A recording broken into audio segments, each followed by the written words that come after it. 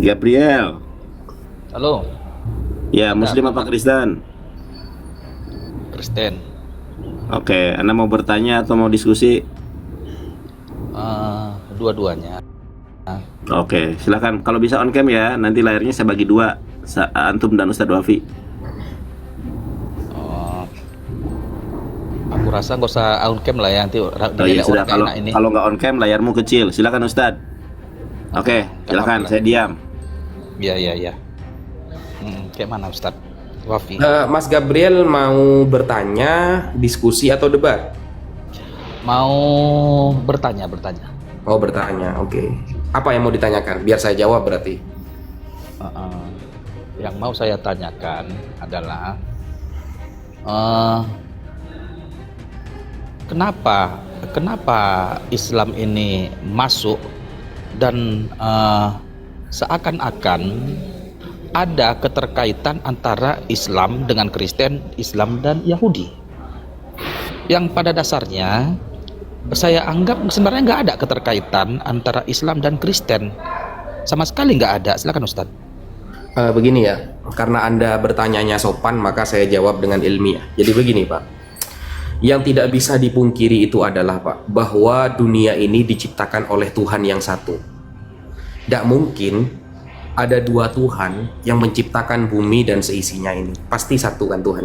Nah, semuanya mengakui. Islam mengatakan Tuhannya yang benar, Kristen begitu, Yahudi begitu, dan lain sebagainya. Nah, ketika Tuhan ini mengutus seorang utusan,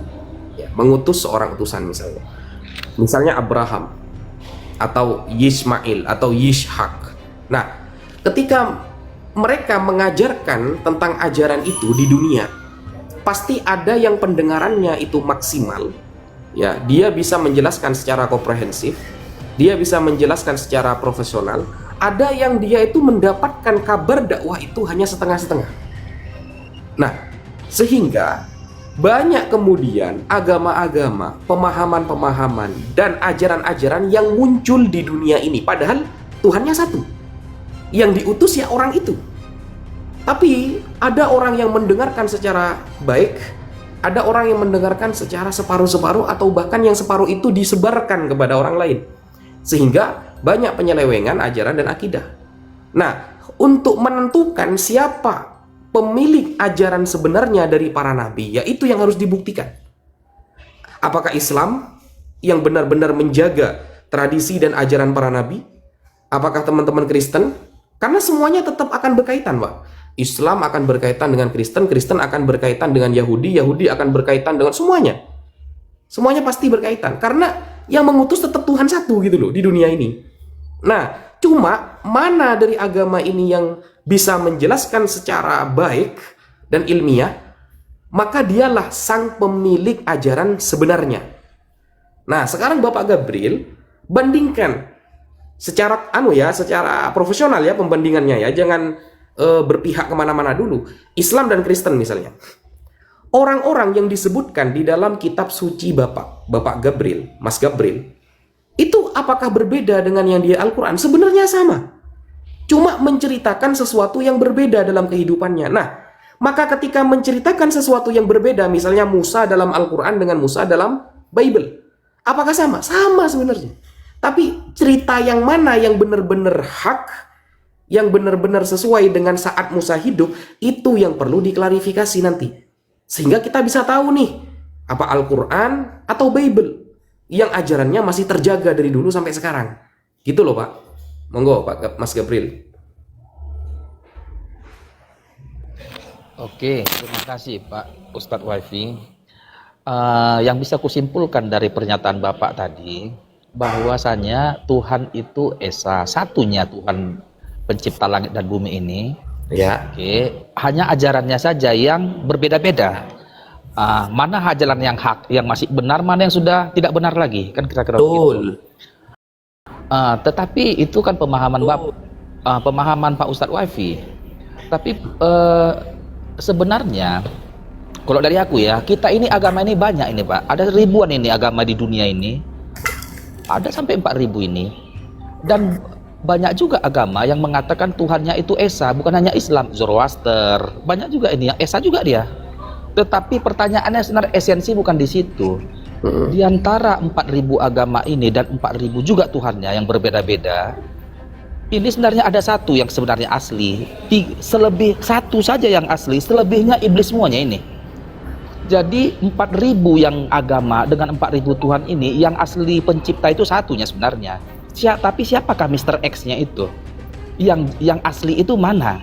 Karena semua mengaku asli, semua mengaku pencipta langit dan bumi. Tapi yang asli itu yang siapa? Itu yang mau dicari sebenarnya. Karena nggak mungkin Tuhanku sama dengan Tuhan Ustadz Wahabi, nggak mungkin itu. Karena surganya berbeda, nggak ada itu. Jadi aku dengan saksi, aku dengan mula jadi Nabolon itu, Yesus dengan mula jadi Nabolon itu nggak ada itu, nggak sama itu Tuhannya. Tapi sama-sama menuhankan, sama-sama punya Tuhan. Tuhan dia si X, Tuhanku si Y. Jadi tetapi si pencipta langit dan bumi ini yang asli siapa? Itunya sebenarnya. Nah, di sini kalau misalnya begini Mas Gabriel, yang menciptakan umat Islam ini Tuhan kan? Sama kan dengan yang menciptakan orang Kristen? Pasti sama. Nah, berarti Tapi kan siapa Tuhannya pelakunya? sama kan? Tuhannya sama, cuma Bukan, beda. Tunggu dulu. Yang Beda. menciptakan Nabi Muhammad, apakah bukan Tuhan yang diyakini oleh orang Yahudi? Atau Tuhan yang diyakini oleh umat Kristen? Sesuai dengan keyakinan kami, benar, itu Tuhan kami yang menciptakan. Keyakinan kami. Nah, yang menciptakan Nabi Muhammad Tuhan Anda, betul? Keyakinan kami. Nah, Sesuai keyakinan. ketika yang menciptakan Nabi Muhammad adalah Tuhan Anda, Pak, berarti kan apa kata saya di awal? Semua umat manusia di dunia ini ada satu Tuhan yang menciptakan. Cuma cara membedakan mana yang benar dan tidak, lah itu yang kita diskusikan. Apakah ajaran Kristen atau Islam yang benar-benar berpegang terhadap sejarah yang pasti. Nah, misalnya nih, Pak, misalnya saya tanya sekarang sama Bapak. Tapi Bapak tidak perlu pakai dalil, saya nanya aja sebenarnya. Ini cuma pertanyaan logika saja, Pak. Iya. Bapak ketika punya Bible, Pak, saya punya Al-Quran. Betul. Nah, Bapak punya Bible, saya punya Al-Quran. Kita berbeda, meskipun oknum-oknum yang disebutkan itu sebenarnya sama, tapi menceritakannya dengan hal yang berbeda, kan gitu. Nah, Sebagian sama, sebagian berbeda. oke, Ustaz, sekarang misalnya begini, Pak. Misalnya saya tanya, teman-teman Kristen mengakui bahwa teman-teman Kristen itu memiliki 5.000 manuskrip Bible. Nah, 5.000 manuskrip Bible, Pak. Manuskripnya banyak nih. Yang paling tua adalah Vatikanus dan Sinaiticus. Yang paling lengkap, yang paling tua adalah itu.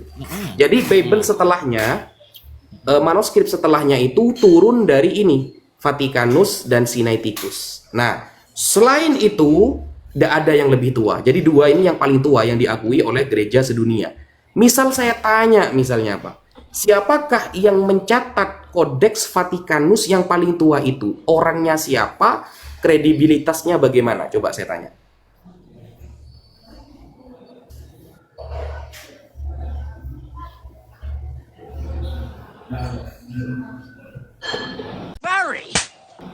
Inna lillahi wa inna ilaihi rajiun.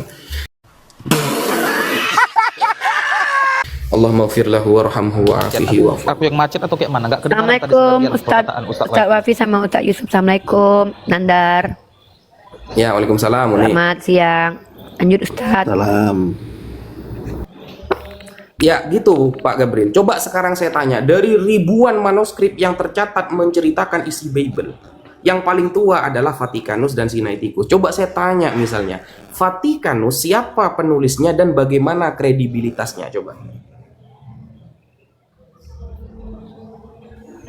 Posko pengungsian di tempat ini sudah dibuka dari Inna lillahi wa inna ilaihi rajiun. Innalillahi telah berpulang. Nyungsep ke bawah. Lanjut Uni, saya Di mana Ustadz? Gak ada dengar suara Ustadz. Kemiut. saya di rumah, besok mau berangkat. Mau ke Jakarta. Bukannya Ustadz di Sumatera. Iya, kemarin saya di Jambi, terus jalan-jalan dan sekarang sudah di rumah lagi. Oke, Pak Gabriel, tadi Ustadz Wafi itu mengarahkan kita untuk membuktikan bahwa klaim kita itu benar. Nah, jadi kalau kita mengklaim satu sama lain kan itu baru klaim. Kami Islam nih, kami Islam bilang bahwa Tuhan kami yang benar, Kristen bilang Tuhannya yang benar. Itu kan baru klaim. Maka klaim itu akan dikatakan benar kalau bisa dibuktikan tak terbantahkan. Benar. Makanya kita diskusi. Pinter. Nah, supaya kita membuktikan bahwa apakah Tuhan itu benar atau tidak, maka yang kita lihat itu bukan Tuhannya dulu, tapi kita lihat dulu informasinya dan yang membawa informasi. Makanya kita buktikan dulu apakah pemberi informasi tentang Tuhan Anda itu orang yang jujur, terpercaya, amanah, dan cerdas, atau seorang yang terbiasa berbohong, atau terbiasa menyesatkan banyak orang, atau jangan-jangan orang dari kalangan munafik, kun.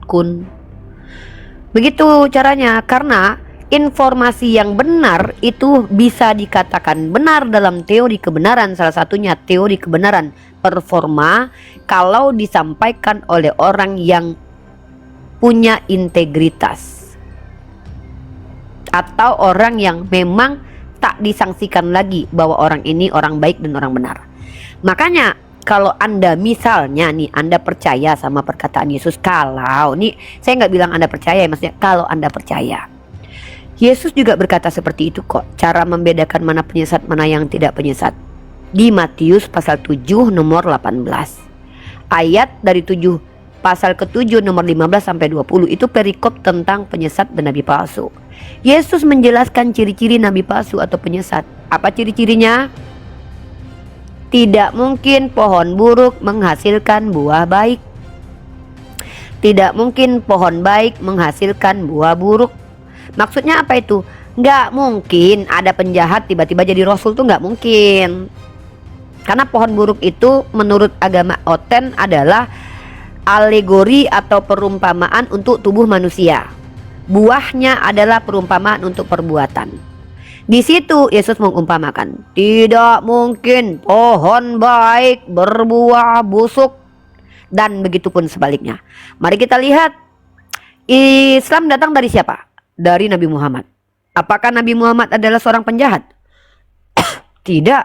Bahkan dia digelari sebagai orang yang al-amin oleh orang kafir Quraisy. Lalu dari mana Kristen ini berasal? Apakah dari Yesus? Ternyata tidak. Ternyata Kristen itu bermula dari Antioquia, pengajaran Barnabas dan Paulus. Nah, si Paulus ini ngakunya apa? Rasul, utusan Tuhan. Apakah Tuhan yang dibawa oleh Paulus Tuhan yang benar? Mari kita uji. Paulus ini pohon baik atau pohon buruk? Silakan dijawab Bang Gabriel. Sebelum menjadi rasul. Innalillahi. Oke, Ibu Jin, Bu Jin, Jin Bandaso, buka mic-nya Bu. Padahal kita lagi menunjukin bahwa tidak mungkin pohon buruk berbuah baik. Ketawa Ustadz Wafi. Innalillahi Ustadz. Terpukau dia mungkin dengan ayat Matius pasal 7 nomor 18 itu. Perkataan Yesus memang sungguh luar biasa. Silakan Bu Jin. Itulah kenapa kitab suci kita itu datang sampai kepada tangan kita itu dengan cara talaki, guru ke murid, bukan dengan mengandalkan manuskrip. Adapun ketika kita memiliki manuskrip itu hanya pelengkap. Yang kita utamakan adalah riwayat diroyat dengan sanad, bukan mengandalkan manuskrip yang tidak ketemu siapa penulisnya, sehingga ajaran itu benar-benar terjaga secara maksimal. Begitu. Mantap. Dan anehnya teman-teman kita Oten ini, mereka ini memiliki metode bahwa ajaran itu dipalidasi sama tekstual tertulis. Salah. Tekstual tertulis dipalidasi sama pandangan gereja. Maksudnya kalau tidak ada tertulis bisa dibuang tuh Ustaz. Kayak Injil Barnabas di Sinaiticus kan ada. Ternyata tidak mengikuti kaidah doktrin Kristen, lalu dibuang. Atau memasukkan ayat baru, ayat sisipan, oh sejalan nih sama ajaran Tritunggal, ya udah masuk. Kalau kita kan hafalan tidak divalidasi sama tekstual, tapi hafalan divalidasi sama yang menghafal, kan gitu talaki tadi. Dan itu tidak mungkin orang banyak bersepakat untuk berbohong hafalannya alias mutawatir. Jadi metode Islam itu lebih tinggi daripada ilmu sejarah sekalipun, dan ilmu arkeologi pun lebih tinggi Islam itu. Makanya Islam itu kebenaran yang absolut, Al-Quran itu kebenaran yang absolut. Kalau saintifik itu bisa cacat, bisa berubah, bisa salah Ustadz. Ada loh kejadiannya loh. Pengetahuan para ahli sains itu berkembang.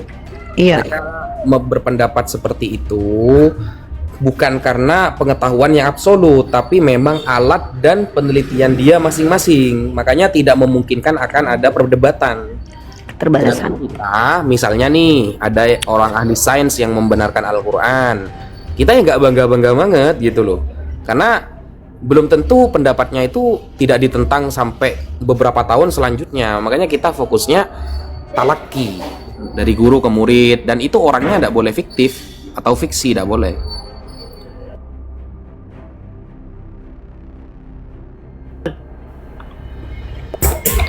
Pak Gabriel malah jadi Gabrul.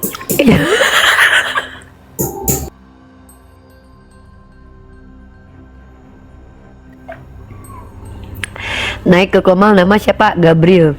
Tiba-tiba langsung jadi Gabrul. Jadi aku pernah bikin statement yang aku minta untuk dibantah sama seluruh scholar di seluruh dunia. Aku bilang begini,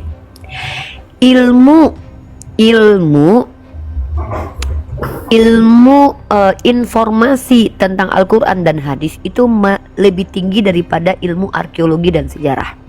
Betul. Karena ahli sejarah dan ahli arkeologi tidak mempelajari akhlak dari pemberi informasi tentang sejarah itu. Kalau di Al-Quran dan hadis bahkan mempelajari akhlaknya. Ngeri loh. Nah, tapi orang-orang seperti Guru Gembul, Kumaila adalah orang-orang yang menolak terkadang perkataan Tuhan tapi mendewakan, menuhankan perkataan manusia yang berkembang itu. Begitu. Jadi saya sekarang lebih suka diskusi itu langsung ke intinya, Uni. Jadi diskusi teologi itu akan mengeluarkan banyak penafsiran meskipun tidak ada sandaran. Tetapi kalau kita langsung kepada pokok ilmu untuk diketahui dalam pengesahan ajaran itu, maka di situ kita akan tahu kan, Bible dari awal sampai akhir itu apakah bisa dibenarkan, bagaimana konsep pengesahannya gitu loh. Itu dulu, jangan ke isinya dulu. Konsep disahkan bahwa Bible ini benar-benar sesuai, itu gimana konsepnya? Bagaimana kemudian bisa sah ketika penulisnya pun tak tahu? Nah, itu juga Ustadz, beberapa waktu lalu tema aku, pertanyaan aku yang pertanyaan ini tinggi banget, yang tidak bisa dijawab sama seluruh oten di seluruh cabang Melayu, cabang Indonesia atau cabang Eropa. Pertanyaanku cuma satu, Ustadz.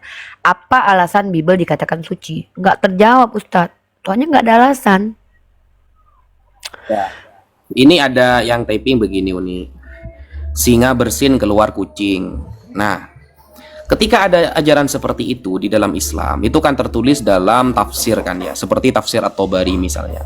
Ada riwayat singa bersin keluar kucing. Nah, kita cek kan apakah ini sah, apakah sahih. Ternyata itu termasuk hadis mursal. Nah, hadis mursal ini dhaif. Hadis mursal dhaif.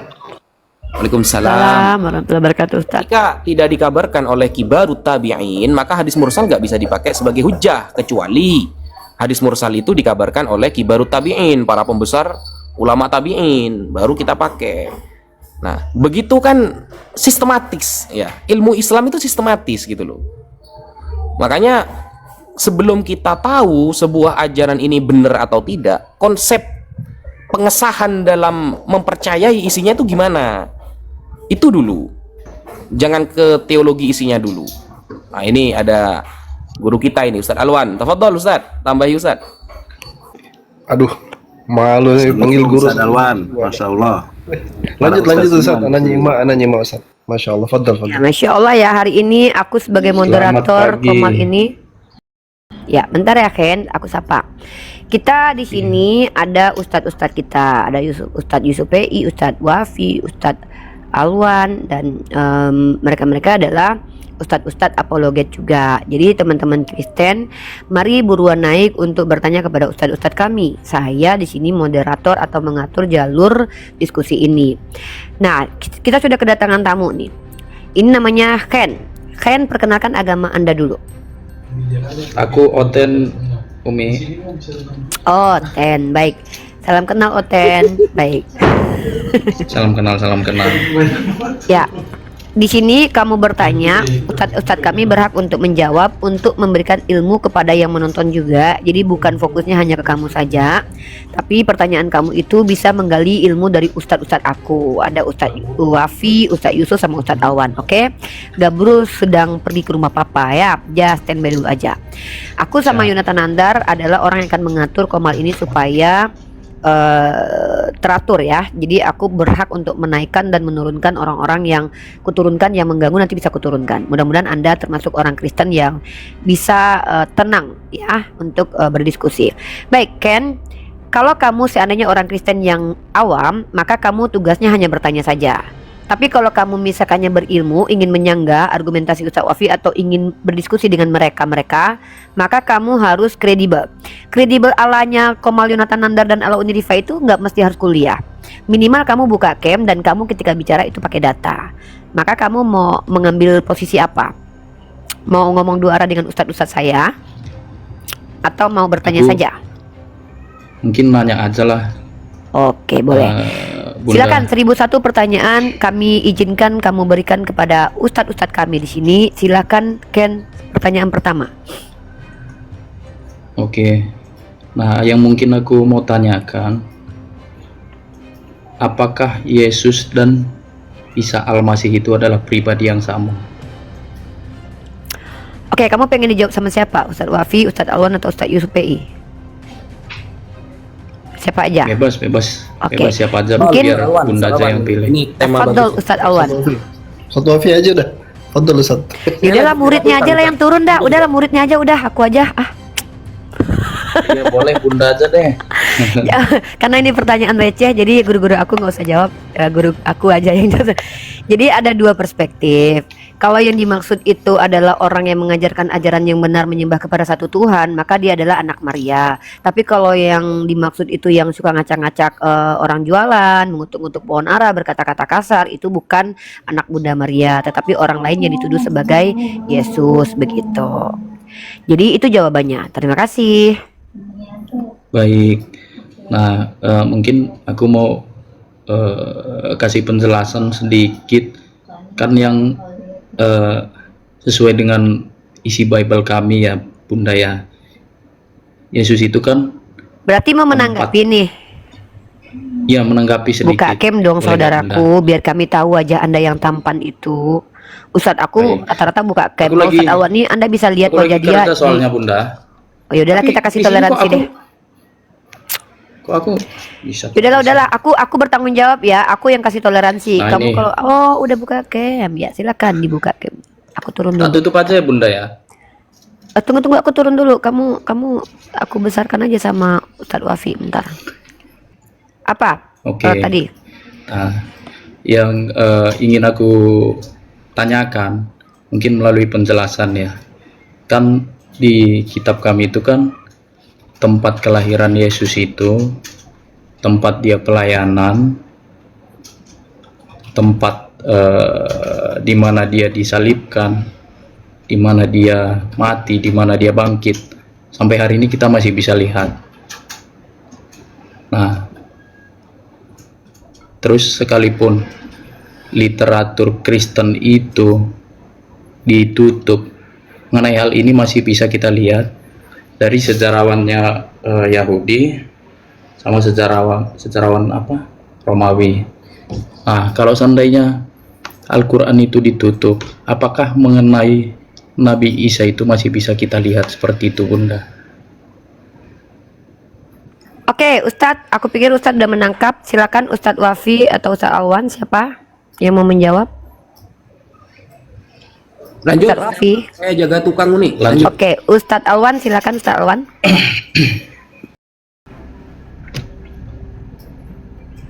Ustadz Ini yang Awas, di atas monggo. ini kelas berat semua ini. Kelas berat semua, ustadz aku semua, guru-guru aku semua. Ustadz Yusuf Iya, PI. iya Bunda. Pertama saya izin dulu ya sama Ustadz Wafi, Ustadz Yusuf, semuanya saya izin Insya menjawabnya. Allah, ustadz aku. Begini bang, kalau misalnya yang abang ingin tunjukkan bahwasanya sejarah di Bible itu jauh lebih kredibel daripada sejarah yang ada di dalam Quran, itu mengarah ke sana ya kurang lebih ya. Enggak sih, aku cuman bertanya aja sih. Kan aku izin ya. Aku juga belajar Al-Qur'an tapi tentang bahasa Indonesianya aja seperti itu. Nah, makanya sedikit banyak tentang Al-Qur'an itu aku ketahui juga. Seperti itu. Ya, tapi yang kalau disuruh baca bahasa Arab atau ngaji aku nggak tahu sama sekali. maksud saya arah pertanyaannya itu adalah mengarah kepada bahwa penjelasan tentang Yesus itu seperti lengkap gitu kan, dia lahir di Bethlehem dan seperti semacamnya berita-berita. Bahkan ada disinggung juga tadi soal bagaimana historian Romawi yang mencatat tentang Yesus. Begitu mungkin poinnya kan? Iya, benar seperti Oke, itu. nah sekarang begini ya. Quran itu sendiri dia adalah pewahyuan. Jadi dia diwahyukan Allah Subhanahu wa taala kepada Nabiullah Muhammad sallallahu alaihi wasallam, sehingga wahyu itu tidak bersifat seperti autobiografi atau sebuah cerita. Sehingga elemen-elemen yang biasa ada di sebuah cerita atau sebuah biografi itu tidak seperti Quran. Nah, Bible itu sendiri dalam pandangan sejarawan gereja dianggap sebagai sebuah memoriam, autobiografi. Yang menyatakan itu adalah seorang bapak gereja yang bernama Irenaeus. Jadi itu adalah sebuah memoir of Jesus, sebuah perjalanan hidup Yesus. Makanya kalau kita buka pasal-pasal di Perjanjian Baru, pasal-pasalnya semua berawal dari ada dua gospel yang bercerita tentang kelahiran Yesus, yaitu Lukas dan Matius. Yang duanya tidak, Yohanes dan Markus tidak bercerita sama sekali. Lalu bergerak terus misi daripada dia tumbuh besar, habis itu dia besar, kemudian dia berkeliling, menyiarkan, kurang lebih mencari pengikut selama 33 tahun umurnya. Itu yang diceritakan Bible sampai akhirnya dia disalibkan dan di resurrection, dibangkitkan kembali. Ringkasnya begitu. Tapi poin-poin pentingnya begini. Kredibel itu adalah sesuatu yang tidak bisa disangkal. Justru ketika misalnya narasi di dalam Bible Perjanjian Baru ini bercerita, maka di sanalah kita dapat banyak dalam tanda kutip ya, keganjilan-keganjilan ketika kita baca secara story-nya. Mau saya beri contoh?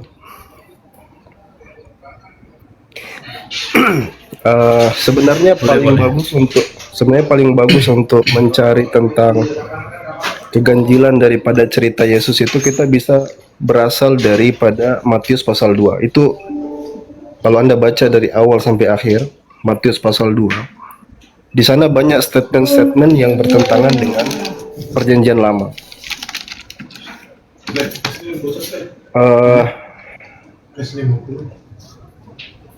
Saya mau pahamkan seperti ini. Ya, saya mau pahamkan seperti ini. Kira-kira saya tanya dulu sama Anda. Kalau ada statement Perjanjian Baru bertentangan dengan Perjanjian Lama, mana yang kredibel di antara keduanya? Baik, coba izin Pak Ustadz, yang Bapak sampaikan itu yang di Matius 2. Nah, itu yang mana yang berlawanan sama Perjanjian Lama? Uang apa? Abang masih ada pekerjaannya? Enggak sih. Lanjut aja. Oke. Mana uangnya? Jadi begini ya.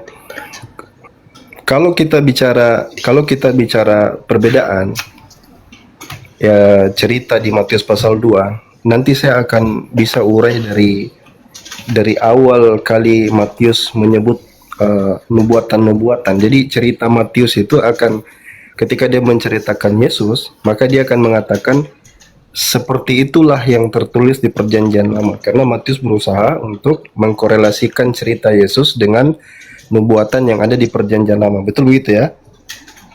Ya, Nah, di seperti perjanjian itu. lama yang mungkin Pak Ustadz yang di Yesaya 53 ya. Nah, ini kan kalau Matius 2 ini kan tentang kelahirannya, di mana ada orang Majus. Bro izin bro izin. Gimana kalau selesaikan dulu Ustadz Awan ke poinnya. Nanti kalau Anda Ustadz Awan udah menjelaskan Anda belum paham baru tanya. Karena kalau gitu nanti ke distract. Boleh Bunda. Biar Boleh, fokus ya. Bunda. Ini poinnya Ustadz Awan sedang menunjukkan bahwa kitab Anda itu tidak sesuai dengan Perjanjian Lama alias kontradiksi. Ya, ini yang Siap, sedang boleh. Ustadz Awan, oke? Iya. Lanjut Ustadz. Se- se- Aku kembali 5 menit lagi ya karena aku mau sholat zuhur di sini. Sebenarnya bukan itu bro, karena yang bro itu bicara tentang siapa the servant itu. Kalau itu ya saya pasal 53. Tapi ini bukan tentang itu. Ini berbicara tentang bagaimana diambil dari beberapa cerita yang ada di versi Matius. Tapi untuk pemanasan, sebelum kita ke Matius, karena itu bakal panjang, saya kasih pemanasannya aja dulu.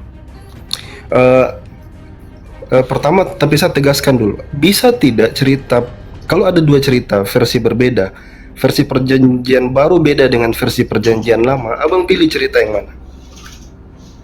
Nah, aku sebenarnya belum paham letak perbedaannya ini di mana. Mungkin bisa dijelaskan dulu, Pak Ustadz.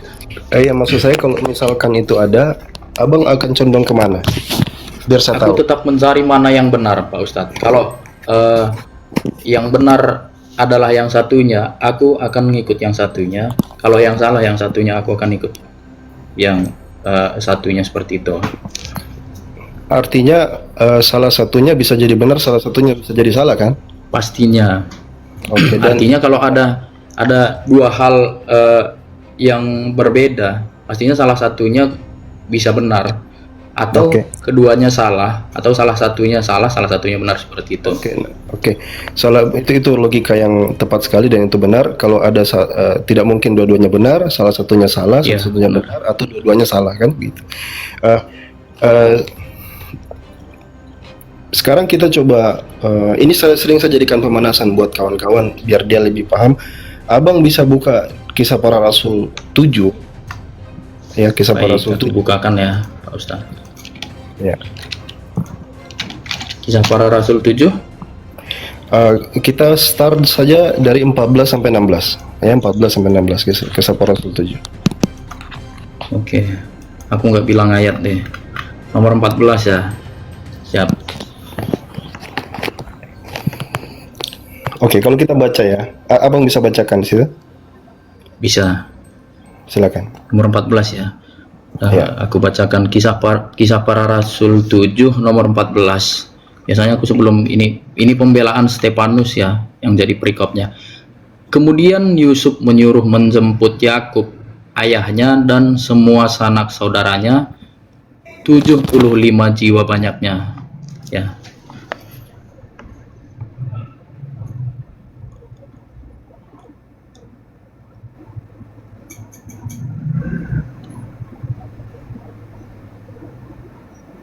Di ayat ini apa yang mau dijelaskan, Pak Ustadz? Maaf tadi ada panggil tadi. Oh ya, siap. Sekarang lanjut yang ke-15-nya. Lanjut ke 15. Lalu pergilah Yakub ke tanah Mesir. Di situ ia meninggal, ia dan nenek moyang kita. Yang ke-16-nya. Mayat mereka dipindahkan ke Sikem dan diletakkan di dalam kuburan yang telah dibeli Abraham dengan sejumlah uang perak dan anak-anak Hemor di Sikem. Baik. 3 ini, 14, 15, 16 ini seluruh ceritanya bertentangan dengan Perjanjian Lama. Seluruh ceritanya. Kita mulai dulu dari yang pertama. Baik. Yakub, keluarga Yakub ke Mesir, ya. Semuanya. Yusuf, anak-anaknya. Berapa jumlah disebutkan di situ? Bentar, aku bacakan lagi ya. Yang 14, ya. Yang ayat 14-nya, dan semua sanak saudaranya 75 jiwa banyaknya. Oke. Kata orang Yahudi, ketika dia membaca kisah para rasul ini, dia mengatakan ini membingungkan. Mereka buka Bible-nya, perjanjian lamanya maksudnya Torah ya. Dia katakan tidak begitu jumlahnya. Sekarang kita cross check ya. Coba abang buka Keluaran 1 nomor 5 coba.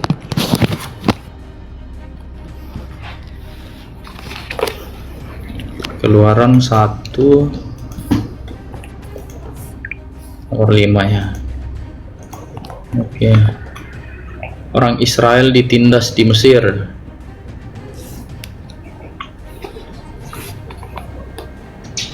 Iya, dibaca.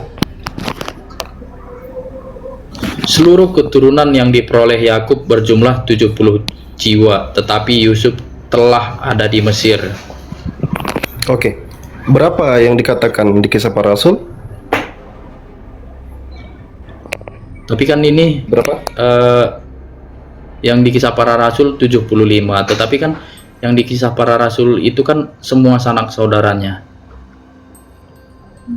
Kalau yang di Keluaran ini, Coba disimak baik-baik. Semua kalau anak kalau keturunan. kalau seperti ini, kalau yang di Keluaran ini kan keturunannya Yakub ya, berjumlah 70 jiwa. Nah, sementara yang di sini kan sebentar.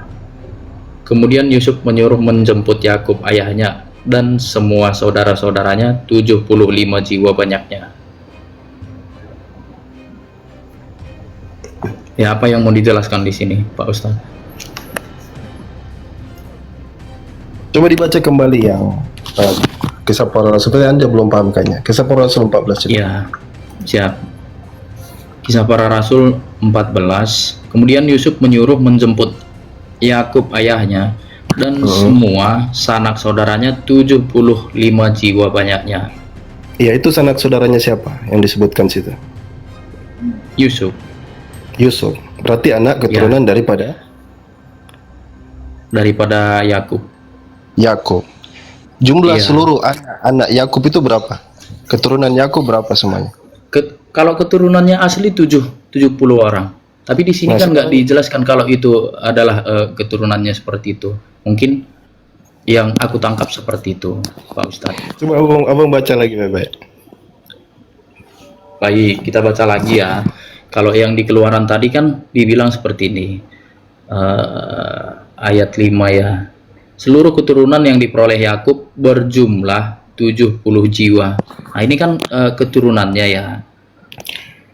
Berapa semua sanak saudara Yusuf? Yusuf ini kan anak daripada Yakub kan?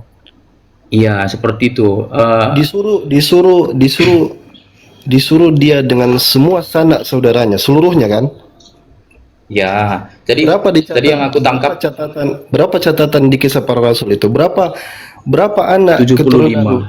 75. Itu enggak. Kalau di perjanjian lama berapa? Yang jadi perbedaannya yang aku tangkap Pak Ustadz, di sini kan kalau yang di Keluaran itu kan keturunan. Nah, kalau yang di kisah para rasul sanak saudara itu belum tentu dari siapa? Sanak saudaranya siapa di situ? sanak saudaranya ya Yusuf. Yakub apa Yusuf? Yusuf itu Yusuf. anak keturunannya bukan? Iya benar. Iya, berarti apa bedanya? Iya. Jadi seperti itu. Yang satu kan keturunan aslinya dia. Yang kalau yang jadi pertanyaan kita, kalau tadinya keturunannya lebih banyak daripada sanak saudaranya, mungkin kita bertanya-tanya, Pak Ustadz. Tetapi kan di sini keturunan dan sanak saudaranya itu lebih sedikit, seperti itu. Keturunannya lebih sedikit dibanding sanak saudaranya. Nah, sanak saudara itu nggak mesti keturunan seperti itu. Pak Yusuf lagi di Jakarta nih. Kemarin aku nonton live-nya. Nggak ditangkap ini baik-baik. Oke. Aku masuk. Oke, izin. Iya boleh Bunda. Aku Ken, bisa nggak kamu membedakan apa perbedaan antara sanak saudara dengan keturunan? Coba kamu menganggap ini berbeda nih.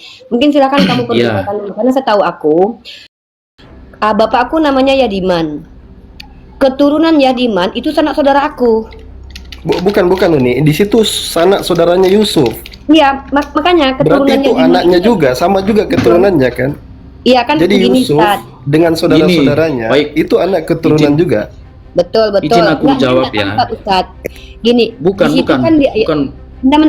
bentar, Ken. Aku nangkap loh ya, kata Pak Ustadz Awan itu, sanak saudara Yusuf itu tuh pasti keturunan Yakub, kan? Keturunan Yakub, ya pasti sanak saudaranya Yusuf lah, karena Yusuf adalah anak Yakub, gitu loh. Paham nggak? Iya. Ini kan Ustadz. Iya, paham. Iya. Makanya tadi Nah, apa bedanya? Makanya aku tanya sama Apa kamu, bedanya? kamu bilang beda. Ya sudah, apa beda sanak saudaranya Yusuf dengan keturunannya Yakub? Bedanya apa? Silakan jawab. baik, aku jawab ya. Kalau keturunan itu sudah pasti darah dagingnya si Yakubnya seperti itu. Tetapi kalau sanak saudara bisa jadi pamannya ada di situ, bisa jadi mungkin entah tantenya ada di situ seperti itu. Nih kalau kita lihat Bunda, ntar ya aku balik dulu kameranya ya. Kok bisa Sanak jadi saudara ya? Oke. itu, iya sanak Ayat saudara berapa itu. Ustadz? Biar aku buka Ustadz. Salawan ayat berapa Ustadz? Kisah para Sanak Rasul saudara itu artinya 14 sampai 16. orang yang masih mempunyai hubungan keluarga atau kerabat seperti itu. Ya, berarti Makanya Yusuf tadi punya kan tante. Tunggu. Berarti Yusuf punya tante pada waktu itu, menurut kamu? Yusuf Punya keluarga Yakub lain selain punya adik-beradik? saudara Dia nggak, maksudnya bicara tentang konteks ayat itu, menurut kamu Yusuf pada waktu itu yang dibicarakan bukan adik-beradik kandung, tapi di luar adik-beradik kandung seperti tante, paman gitu maksud kamu berarti? iya kan gini Oke. Bunda. Kisah para Rasul pasal berapa tadi Ustadz? 14, bentar. 7, Ya. Kisah para Rasul 7, 14 sampai 16. Oh, Kisah para Rasul 7. Kecuali tadi kalau seandainya keturunannya lebih banyak daripada sanak saudaranya Bentar, itu udah Bu, pasti bentar. sudah salah seperti itu Bunda. Kemudian Yusuf menyuruh menjemput Yakub ayahnya dan semua sanak saudaranya, 70 jiwa. Semua sanak saudaranya. Oke, kita bahas nih. Kita lihat 75, seluruh 75. sanak saudara Yakub ini termasuk Bani Israel nggak semua yang di Mesir itu? Bani Israel nggak itu semua? Menurut kamu? Bani Israel Bentar, itu bentar. Kamu adalah tahu arti nih, Bani Israel nggak? Ya Ustadz, silakan Bentar Ustadz. bentar nih. Begini, Bang Ken. Saya tahu Ya. cara Anda berapologetika ya. Begini, saya terangkan sama kawan-kawan ya. Aku orang Pertama awam saya- Pak Ustadz, Iya. bukan Iya, apologet. iya, tapi itu cara berapologetika dan itu salah. Saya jelaskan begini. Pertama saya tunjukkan Kisah para Rasul 7:14 bercerita tentang jumlah yang ke Mesir ya. Terus saya tunjukkan benar. berapa jumlah anak keturunan daripada Yakub. Perjanjian Lama menyebutkan berapa? 70 ya? Ya, itu Oke, keturunan kalau dibilang keturunan Iya, sebentar. Nanti kita bahas itu. Diam dulu, selesaikan Kisah para soalan. Rasul menyebutkan 75. Lihat, jumlahnya selisihnya berapa? Ini 5 ya. Selisihnya 5, ya kan? Iya, Jadi benar. terus Abang Ken mencoba untuk berapologet dengan mengatakan, "Oh, begini maksudnya." Supaya tidak ada perbedaan, 70 yang ada di Yakub itu keturunan, tapi kalau di Kisah para Rasul itu menyebutkan 75, berarti 70 yang saudara anak-anak kandungnya asli, yang 5-nya itu bisa jadi tantenya, bisa jadi omnya gitu ya. Ya, seperti itu. Ah, betul. Nah, sekarang begini, tahu ndak miss-nya di mana, Bang Ken? Baik. Pertama, ya saya jelaskan ya. Ini bercerita konteksnya ke Mesir, betul? Ya. Konteksnya ke Mesir. Tahu ndak cerita Ya, ke Mesir karena- ini juga diceritakan di dalam Perjanjian Lama? Ya. Tahu ndak? Tahu Tahu. di mana? Jadi kan Yusuf ini sebenarnya kan Tunggu dulu, tahunya di di mana? Di mana ceritanya itu? ada tertulis di Di mana cerita itu ada? Ya di mana? Di mana? Iya di mana di Bible di mana? Ya untuk letaknya aku kurang tahu, mungkin bisa dicari dulu seperti itu, Pak. Oke, saya beritahu. Saya beritahu. Boleh, boleh. Sekarang Anda coba buka di Kejadian. Siap, kejadian. Tapi Anda buka di kalau Kejadian mengenai pasal ceritanya aku 46, tahu, coba. tapi kejadian berapa? Pak Ustadz? Iya, dan di Kejadian pasal 46. Dan dari kalau kita baca Kejadian ini, Anda sudah tidak bisa pakai lagi jawaban yang tadi. Coba dibuka Kejadian pasal 46 nomor 27 coba. nomor 27 ya. Ini Yusuf pindah Ya. ke Mesir, nomor 47. Ya, jadi judulnya sama. Yusuf pindah ke Mesir dan berapa yang dibawa di situ? Apakah 75 seperti klaim Anda bahwa dia dengan tantenya lah atau apanya, pamannya atau apa, itu tidak ada di situ. Coba dibuka. Nah peristiwanya sekali terjadi gitu. Peristiwanya Peristiwanya sama. berkali-kali. Iya. Peristiwanya sama, jumlah yang dibawa tidak seperti itu. Memang saya coba pancing dulu dengan pakai yang keluaran tadi. Supaya saya ingin melihat dia Jawabannya baca apa? ceritanya apa tidak. Iya.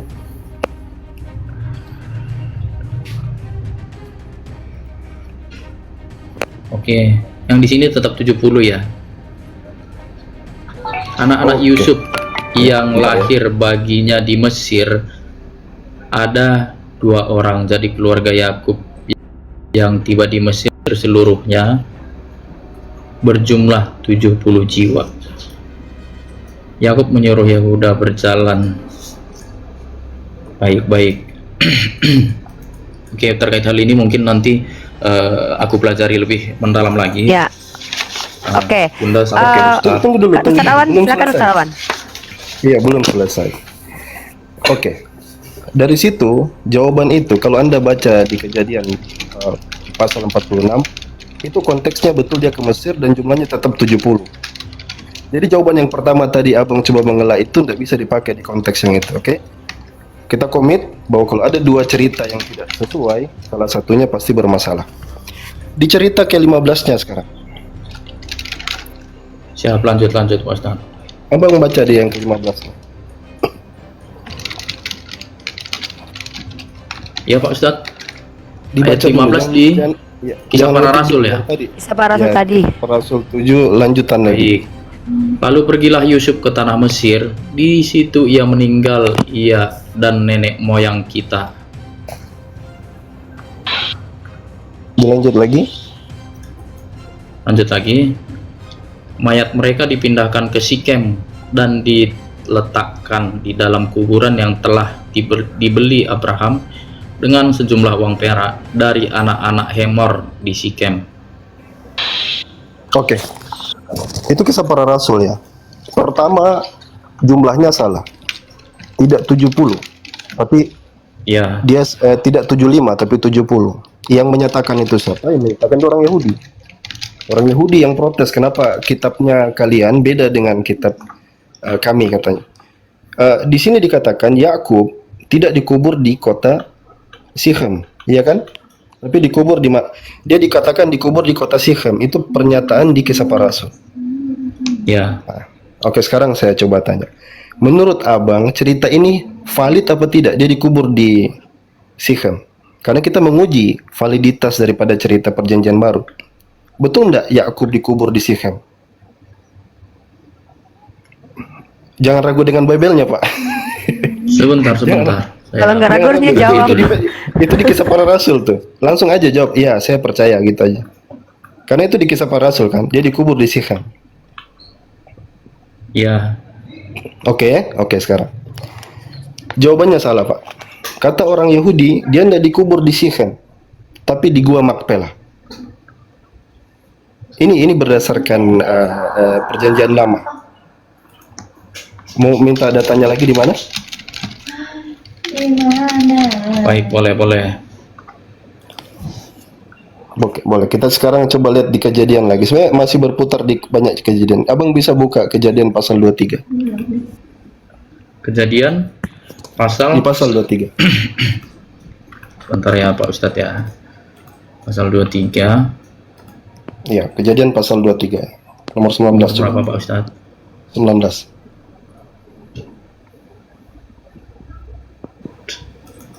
Nomor 19. Sesudah itu Abraham menguburkan Bentar, Sarah saya istrinya. terangkan biar tidak salah paham. Ya, boleh. Di Kejadian 23:19, Makpela itu berada di sebelah timur, oke, di dalam gua. Jadi ini tempat Sarah juga dikuburkan di situ. Ini saya kasih dulu contohnya supaya tahu lokasi Makpela itu beda dengan Sichem, oke? Ya. Oke. Nah, Sekarang dibuka pasal 49-nya coba. Kejadian pasal 49. Dekat-dekat dengan Kejadian? pasal yang tadi. Pasal 49. Bentar. 49 aku buka dulu.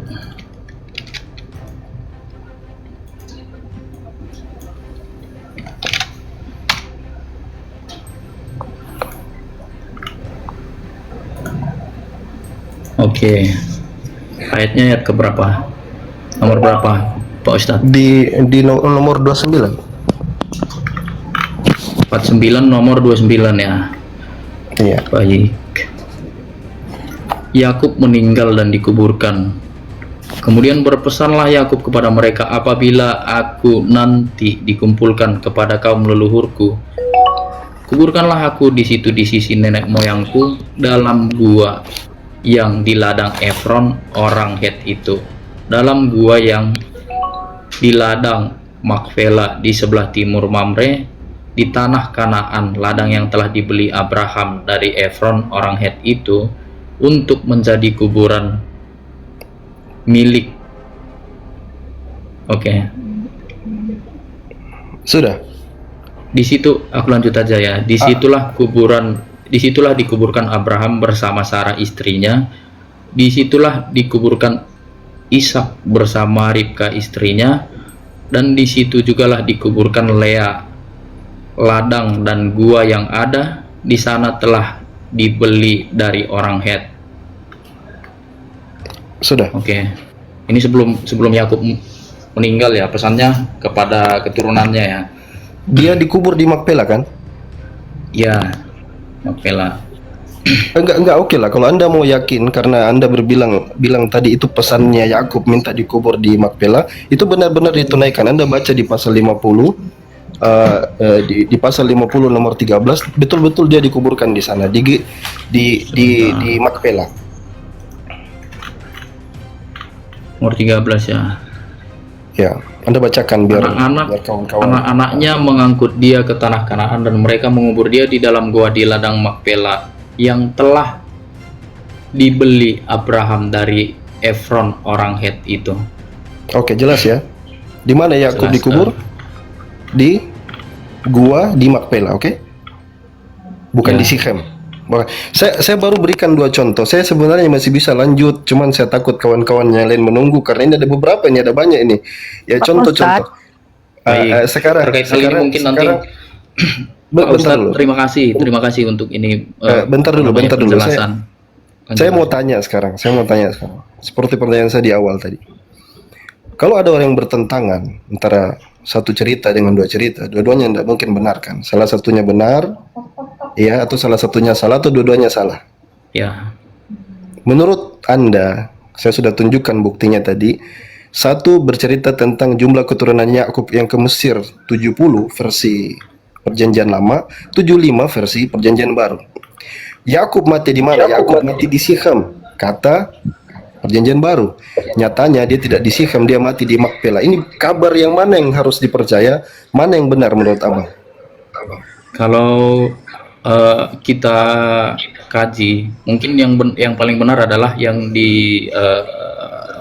tertulis di Taurat seperti itu. Tapi secara pribadi, aku sebelum mengkaji secara mendalam, aku tidak bisa langsung memutuskan begitu saja seperti itu, Pak Ustadz. Kalau tidak memang bisa pada langsung akhirnya memutuskan? nanti begini, Pak Ustadz. Kalau Oke, memang oke. pada akhirnya nanti aku menemukan di Perjanjian Lama lah yang benar, nanti kita ikutin yang di Saya Perjanjian sudah Lama seperti tunjukkan itu. dalilnya, saya sudah tunjukkan datanya, Abang sudah baca sendiri. Apa yang membuat Abang ragu menentukan mana yang benar? Kenapa masih ragu-ragu?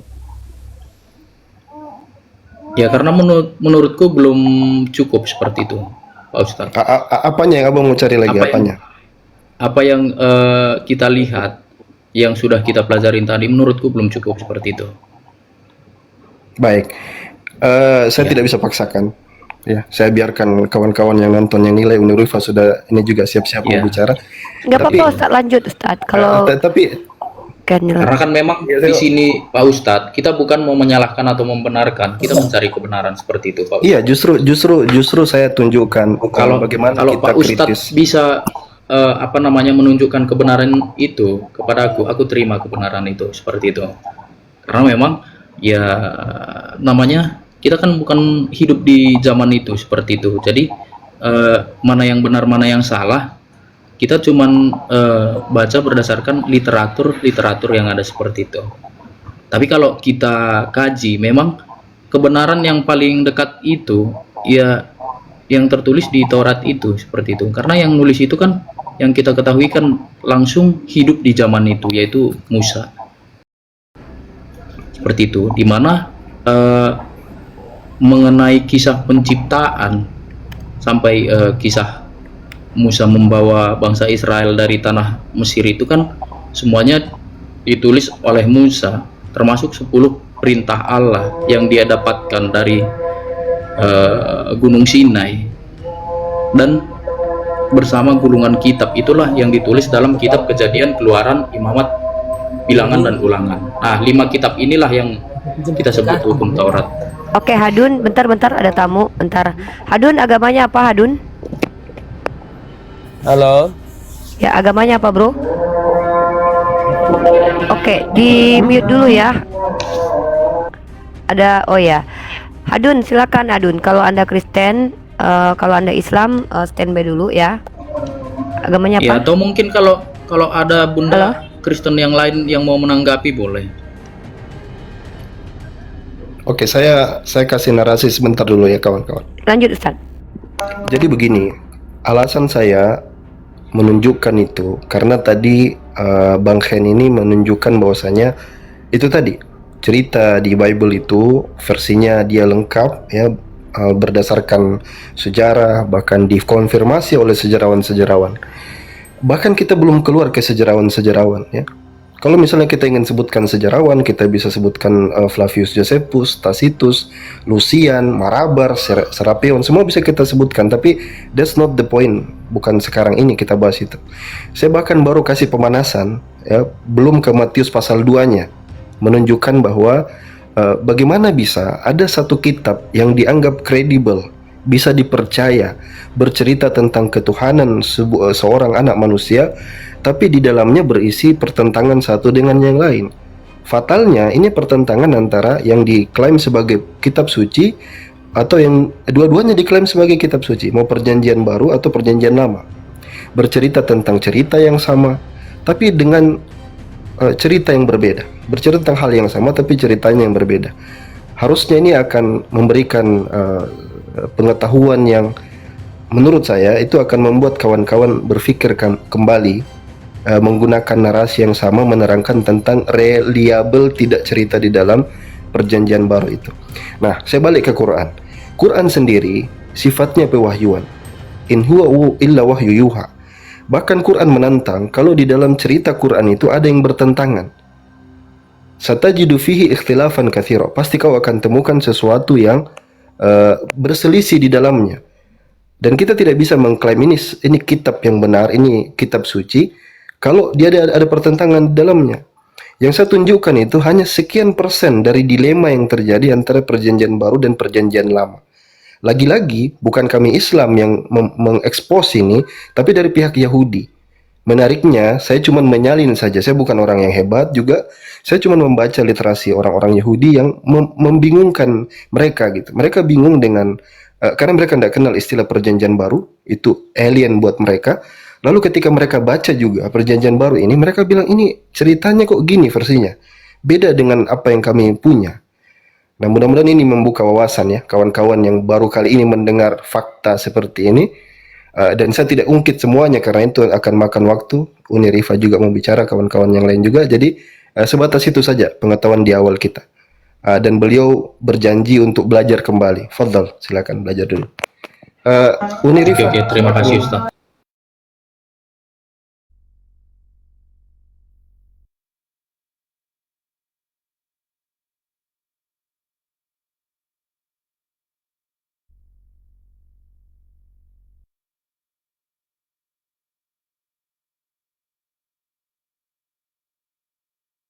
Uni Rifa.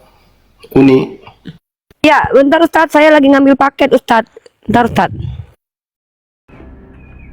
Bro, Uni, masih. saya mau izin sholat dulu nih. Oh, oke oke, aku lanjut ya Ustazah. Bro, Iya, aku iya, lanjut Fadil. ya. Besarin Uni. Ya ya, nanti aman-aman. Enggak, aku lagi ambil paket. Oke, sekarang kita lanjut nih. Kan tadi kamu bilang kalau seandainya ada perjanjian baru dengan perjanjian lama yang bertentangan, maka kamu ambil perjanjian lama ya?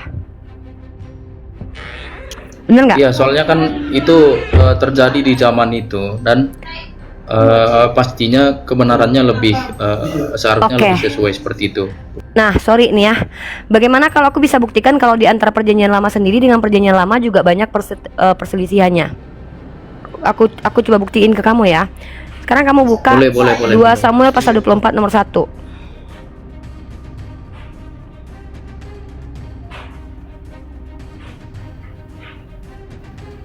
Apa Bunda? 2 Samuel pasal 24 nomor 1. Iya, Bang. Pasal 24 nomor 1 ya. Iya. Kamu baca ya. Mana? Baik. Boleh. Aku pakai daging aja lah. Bangkitlah pula murka Tuhan terhadap orang Israel. Ia menghasut Daud melawan mereka. Firman-Nya, pergilah hitunglah orang Israel dan orang Yehuda. Nah, kamu tahu nggak kalau cerita ini bukan hanya dituliskan dalam kitab Samuel tapi juga dituliskan dalam kitab Tawarik. Tahu? Kalau nggak tahu biar aku kasih tahu. Oke, ini aku kasih kamu data ya. 2 Samuel pasal 24. 2 Samuel pasal 24 nomor 1. Nah, kalau kamu punya aplikasinya enak karena kamu tahu mana ayat korelasi, mana ayat tidak terkorelasi. Aku punya aplikasinya. Kebetulan aku punya. Nih ya. Kamu lihat ini ya. Pendaftaran dan hukuman.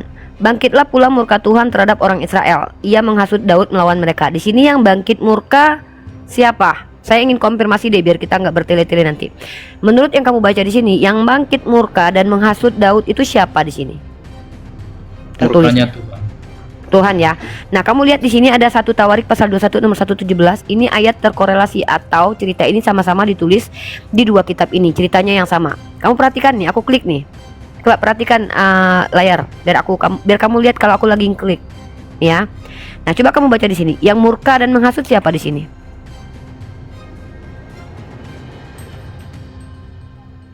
Iblis bangkit melawan orang Iya. Israel dan membujuk Daud untuk menghitung orang Israel. Nah, kalau di dalam kitab Samuel dikatakan Tuhan yang bangkit dan menghasut, tiba-tiba dalam kitab Tawarik iblis yang Sebentar. bangkit lalu menghasut. Bunda. Silakan, Tadi di mana Tawarik yang benar? tertulis di mana Bunda? Tawariknya di 1 Tawarik pasal 21 nomor 1. Pasal 21. Gimana, Vicky? Sudah dibaca?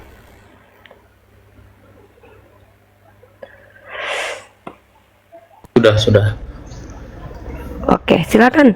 Jadi, brotherku, kami ini kan tadi kan Anda bilang bahwa oh itu sejarah Uni. Yang namanya sejarah itu pasti valid tidak, Dek. Kamu kalau belajar ilmu sejarah sebagai ilmu, kamu tahu sejarah itu bisa dikorup. Makanya banyak orang-orang ahli sejarah itu mengkritisi sejarah-sejarah kemudian mereka perbaiki. Banyak kok kejadian itu. Makanya dikatakan informasi yang benar tentang Tuhan itu tidak berasal dari hasil sejarah. Karena kalau dari hasil sejarah berarti Tuhan perspektif manusia. Yang namanya informasi tentang Tuhan itu haruslah dari wahyu, pewahyuan. Informasi dari para nabi. Nabi itu bukan sejarawan. Nabi itu mereka dapat informasi tentang Tuhan bukan karena mereka pelajari tentang Tuhan, bukan. Diberitahukan oleh malaikat Tuhan kepada mereka. Itu definisi kalau kamu mengikuti agama samawi. Tapi kalau ternyata kamu menyandarkan Yesus itu dari sejarah, nih mohon maaf nih, kamu maksud mungkin sejarah tentang Yesus itu dia mati di salib itu kan menurut Tacitus sama Flavius Josephus, kan kamu bilang begitu. Pertanyaannya, apakah Flavius Josephus dan Tacitus menyaksikan penyaliban itu? Tidak, mereka dapat dari orang juga. Pertanyaannya, orang yang menyampaikan informasi ke Flavius dan Josephus itu adalah informasi yang benar atau palsu? Apakah Yesus anak Maria atau bukan? Karena by the way, pada waktu itu nama Yesus itu nama yang lazim dipakai oleh laki-laki pria dewasa di Yerusalem. Contoh, penjahat yang sedang dihakimi sama Yesus yang menggantikan Yesus itu namanya juga Yesus, tapi Yesus bin Barabas. Nah, jadi begitu. Jadi tidak bisa dikatakan informasi tentang Tuhan itu disandarkan kepada sejarah.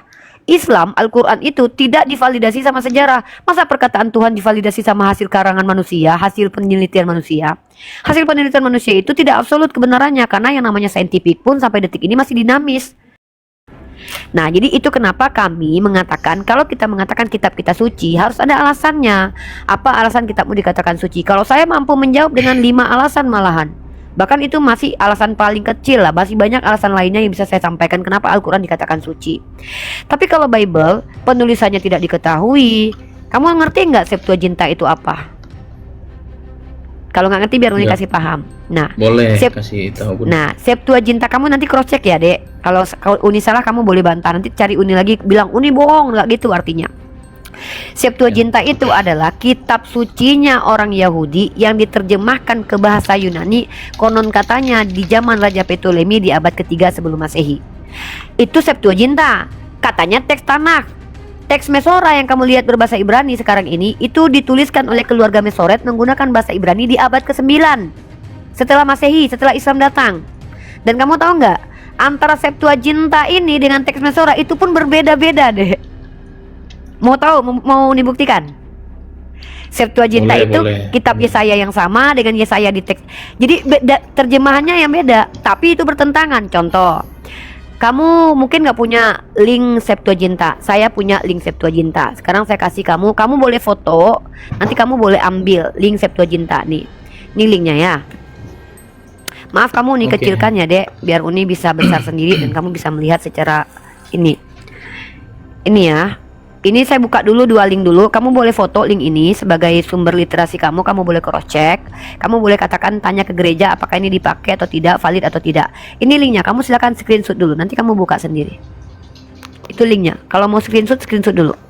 Maksudnya Uni Oke, sudah. Uni minta Sudah, kamu Bunda. cek sendiri. Nah, kamu Ya. lihat di sini Yesaya pasal 69 nomor 10. Yesaya, kita buka Yesaya. Yesaya. Bentar ya, Uni buka dulu 69 63 bentar. Bentar ya, Dek ya, sabar. Oke, kita pakai teks Septuaginta. Yesaya 63 nomor 10 kamu buka. Coba kamu buka di Perjanjian Baru sekarang. Yesaya pasal 63 nomor 10. 63 nomor 10. Sebentar. Kita buka di Septuaginta ya. Yesaya. Pasal 63 nomor 10, Dek. Itu perjanjian lama. Iya, Septuaginta. Septuaginta ini dipakai sama Kristen. Teks berbahasa Yunani ini, teks berbahasa Yunani-nya, Dek. Nih, lihat nih. Nah, diterjemahkannya Ya. ini. Lihat di ayat ke-10-nya. Di ayat Yesaya ke-10-nya. 63 ayat 10 ya. Iya. Siap. Oke. Tetapi mereka memberontak dan mendukakan Roh Kudusnya, maka No, ia- ayat 9, sorry, ayat 9. ayat 9. Oke, siap. Dalam segala kesesakan mereka. Ini nomor 9 tanggung kalimatnya, Bunda. Mungkin Iya, kubaca betul dari itu. nomor 8 ya. Boleh, silakan. Kamu boleh Bukankah baca. ia Boleh. berfirman, sungguh merekalah umatku, anak-anak yang tidak akan berlaku curang, maka ia menjadi juru selamat mereka dalam segala kesesakan mereka. Bukan seorang duta atau utusan, melainkan ia sendirilah yang menyelamatkan mereka. Dialah yang menebus mereka dalam kasihnya dan belas kasihannya.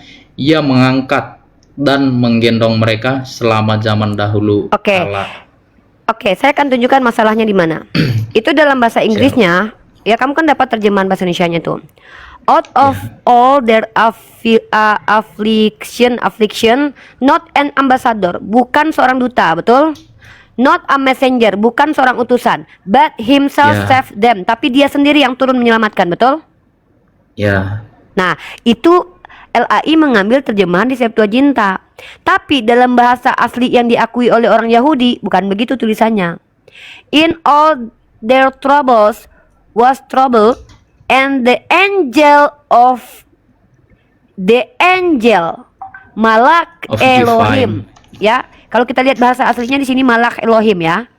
Malak Elohim. oke. Bukan dia yang turun, tapi malaikat Tuhan. Malak Yahweh atau Malak Elohim. Ya, Angel of Divine ya. Nah, artinya antara kedua terjemahan saja itu bertentangan. Bagaimana mau menjadikan kitab ini sebagai panduan. Nah, dan lucunya lagi kalau Uni Pandu aja kamu dari sini kamu buka sendiri kalau kamu punya ininya. Kalau seandainya ini kan mensupport Tritunggal nih, seolah-olah Tuhan turun sendiri, ya kan? Maka LAI mengambil terjemahan yang di Septuaginta, betul nggak? Menafikan yang di teks Mesorah. Tapi kamu tahu nggak? Kalau seandainya yang mendukung lagi di Septuaginta tidak mendukung nubuatan, tidak dipakai Septuaginta, yang dipakai teks Mesorah. Pada Septuaginta itu adanya 3 abad sebelum Masehi, teks Mesorah itu adanya setelah 9 abad setelah Masehi. Jaraknya jauh.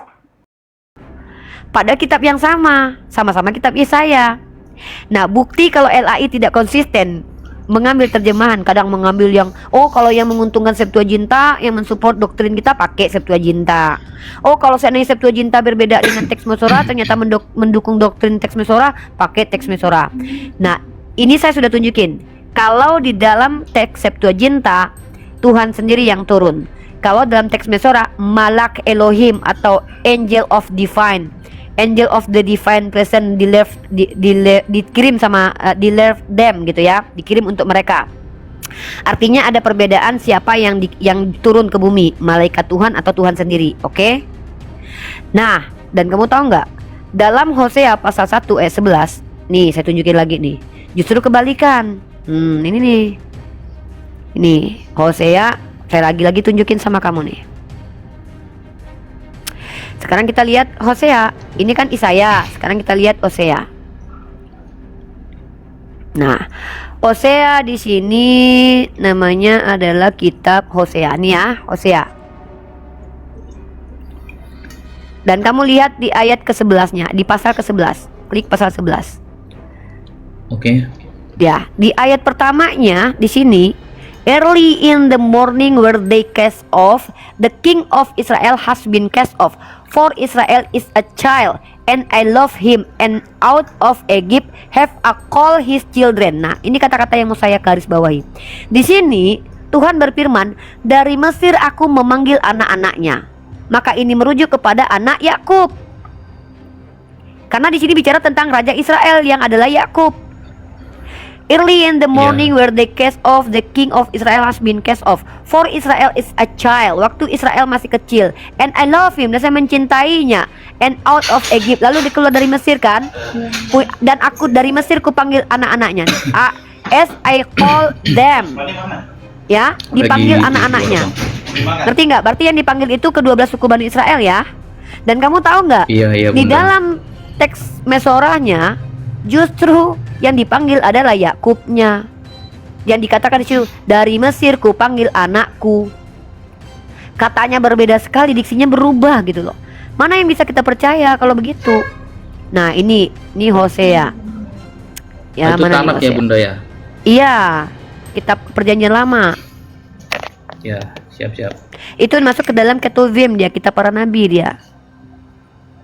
Joshua, Samuel, Yeskiel, Joel, Amos, Obadiah, Jonah, Nahum, Mika, Habakuk, Malaki. Masuk ke dalam ini ya. Masuk ke dalam catatan-catatan ya, bentar ya. Hosea di sini apa ya? Obadiah, Joel, Amos, Yeskiel, Isaya. Wah, ini nih ya. Nih, Hosea pasal 11 nih. Kamu boleh cross check nanti ya deh. Kamu boleh ambil linknya nanti. Nih, I fell in love with Israel when he was still a child, and I have called him my son. Dari Mesir ku panggil anakku. Kamu lihat terjemahannya di dalam kitab Matius. Diambil oleh penulis kitab Matius, terjemahan yang belum ada gitu loh. Terlalu tinggi kalau ini sih. Maksudnya intinya antara Hosea di Septuaginta dengan Hosea di kitab teks Mesorah itu berbeda. Sama seperti Yesaya 63 nomor 10 yang di Septuaginta dengan di Hosea itu di teks Mesorah itu beda. Kita tidak bicara ayat by ayat loh deh ya. Kita bicara kitab yang sama, ayat yang sama, hanya terjemahan berbeda. Ngeri. Nah, bagaimana Anda bisa mengatakan bahwa informasi dari kitab Anda itu valid, benar, kredibel, atau memiliki otoritas tertinggi, sementara Pertama, Anda sebagai orang Kristen kalau kami tanya nanti, tahukah Anda siapa penulis kitab Anda? Anda tidak mengetahui, Dekku. Kemudian itu baru penulis, Dek. Anda tahu tidak kalau Katolik sendiri mengakui penulis kitab PB itu tidak jelas? Tahu? Biar Uni kasih lagi data. Oke, lanjut aja. Oke. Uni Udah. kasih. Maaf ya, Dek ya. Ini kebenaran ini memang menyakitkan, tapi Uni boleh kamu bantah kalau Uni salah. Tapi Bunda ini kalau ngomong sama aku ini ya, maksudnya sangat terarah. Biasanya Bunda itu ini loh, Lihat agak dulu. keras loh ngomongnya sama orang. Kalau yang naik penghujat ya Uni nggak mungkin lemah lembut lah. Kalau kamu ingin tahu, Uni kan tergantung siapa yang datang. Kan yang Uni hadapi bukan hanya orang yang ingin tahu, tapi ada yang memang naik tuh untuk menghujat agama Islam. Dan kami tidak Iya sih. diajarkan apabila ditampar pipi kiri kasih kanan tuh kami nggak diajarkan, karena bagi kami itu kezoliman terhadap diri sendiri. Kami kalau yang naik itu adalah orang-orang yang berpolemik tapi dia tidak tahu. Bagi kami harus kami kasih dia pemahaman juga, pelajaran juga. Sama juga saya tidak mau berhadapan dengan orang-orang yang menghujat lalu saya cuman diam begitu saja. Enggak, saya komparasi. Nah, kamu kan ingin tahu. Karena kamu ingin tahu dan ingin membuktikan bahwa saya ini berbohong atau tidak, nanti kamu boleh foto kok semua situs yang saya buka. Ini dari situs Catholic Identity, ini dari A Service a Brisbane Catholic Education, dan ini divalidasi sama orang Katolik sendiri bernama Bapak Dr. Antonius, teman saya juga. Nah, dan di sini dikatakan apa? Siapakah penulis Bible? Di sini judulnya Who Wrote the Gospel and When? Siapa penulis Bible dan kapan? Ternyata di sini dikatakan bahwa penulisan Injil menyandang nama Markus tidak diketahui. Penulisan Injil tentang nama Matius, kepengarangan Injil yang menyandang nama Matius juga tidak pasti. Kepengarangan Injil yang menyandang nama Lukas juga tidak pasti. Kepengarangan Injil yang menyandang nama Yohanes masih menjadi misteri. Nah, dari mana kalian umat Kristen meyakini bahwa itu penulisnya Matius, Markus, Lukas? Itu tradisi gereja, adikku.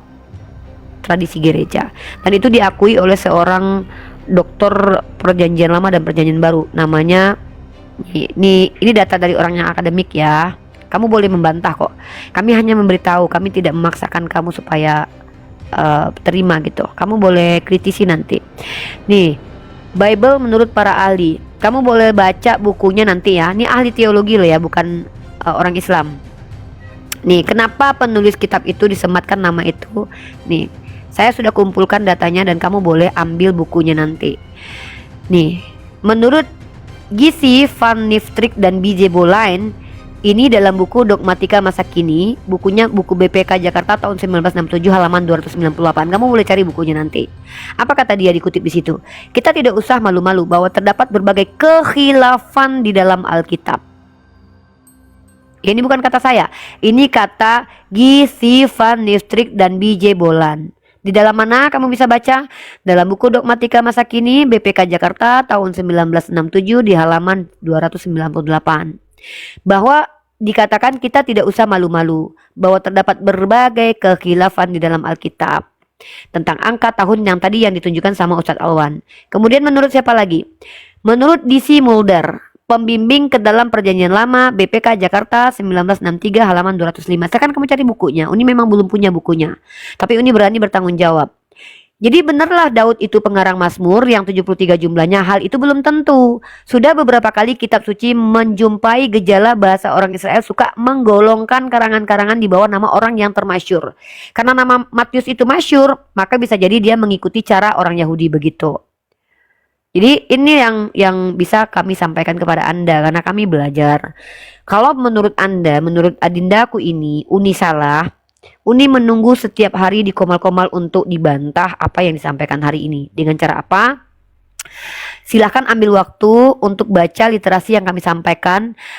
Cari tahu apakah literasi yang kami sampaikan itu literasi yang valid di Kristen atau literasi yang tidak diakui. Yang kedua, apakah yang kami sampaikan itu benar atau tidak? Pelajari sendiri. Yang ketiga, kalau yang kami sampaikan itu benar dan tak terbantahkan, apa alasan untuk menolak kebenaran itu? Mungkin itu. Tapi terserah kepada kamu. Kami tidak boleh memaksakan pendapat. Kami hanya berbagi informasi saja di sini. Izin Suaranya nambah nggak boleh ada? Uni? Boleh Ustadz.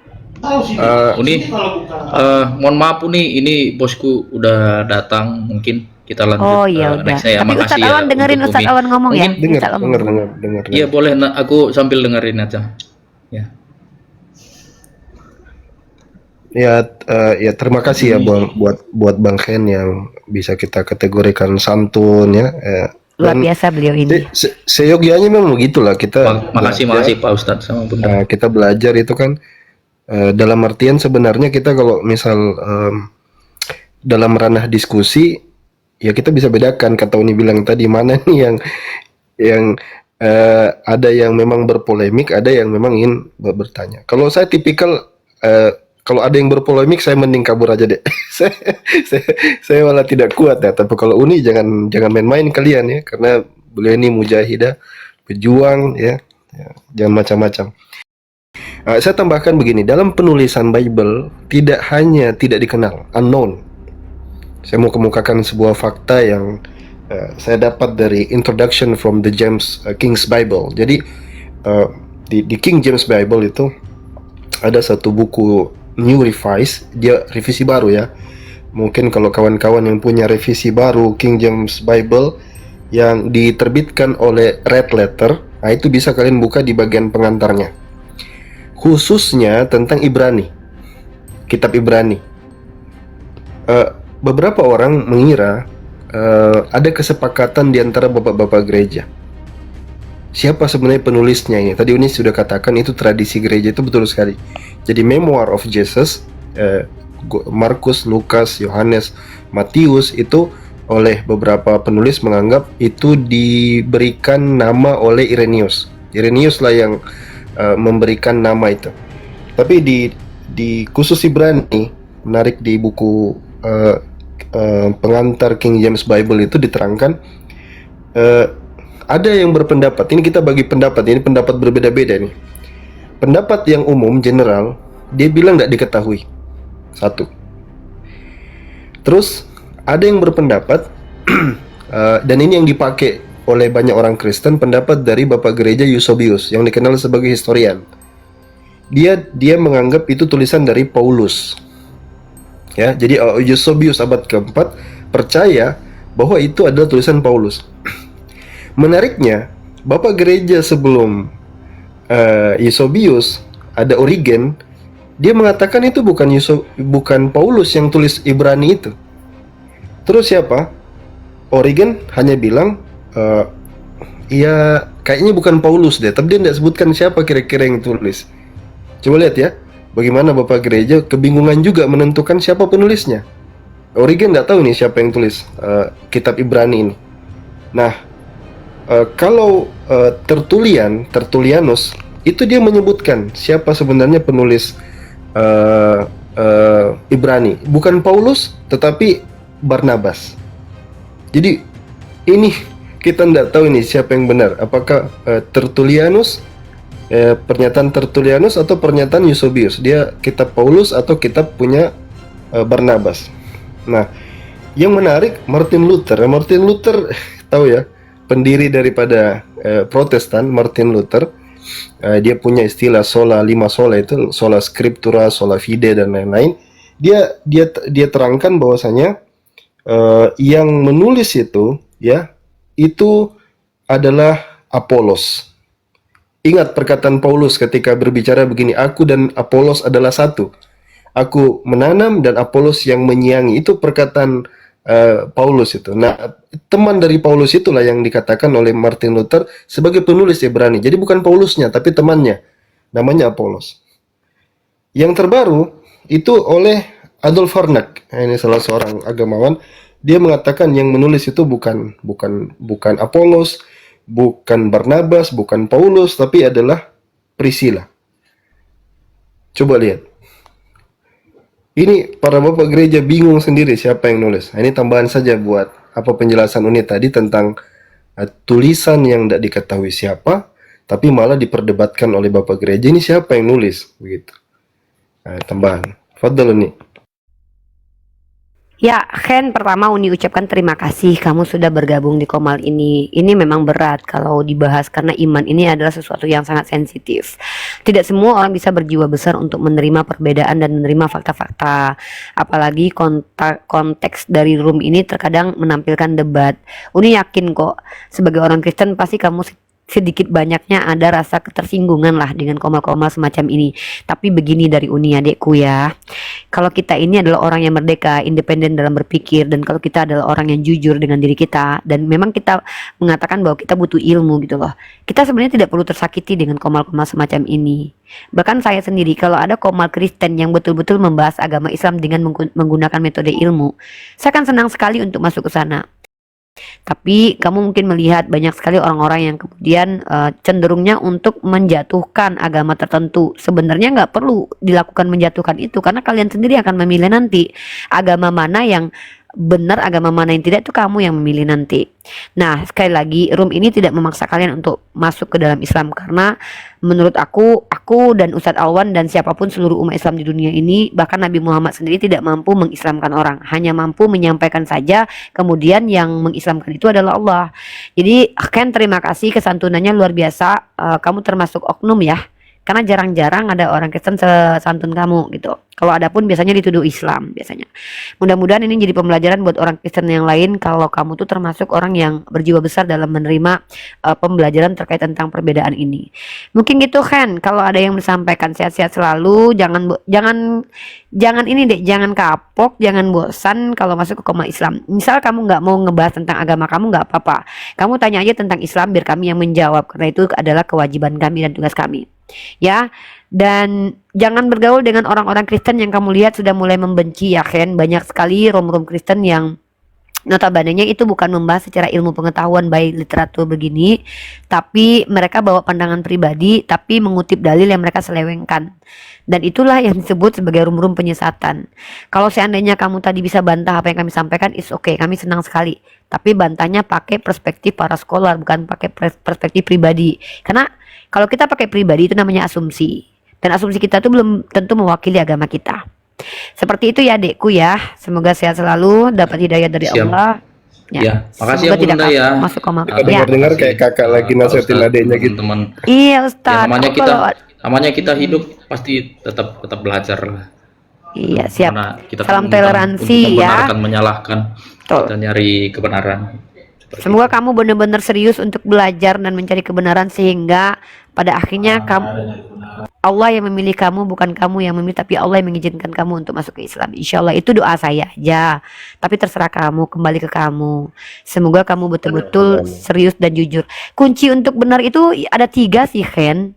Menurut Uni, yang pertama, ya menurut perspektif Uni pribadi, yang pertama jujur. Yang kedua kita rendah hati. Yang ketiga bisa baca KBBI gitu loh. Karena rata-rata teman-teman Kristen gitu kalau diskusi sama Uni, kenapa Uni debat keras, mereka suka nyelewengin KBBI.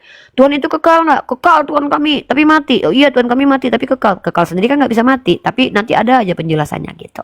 Ya sehat-sehat ya Ken ya.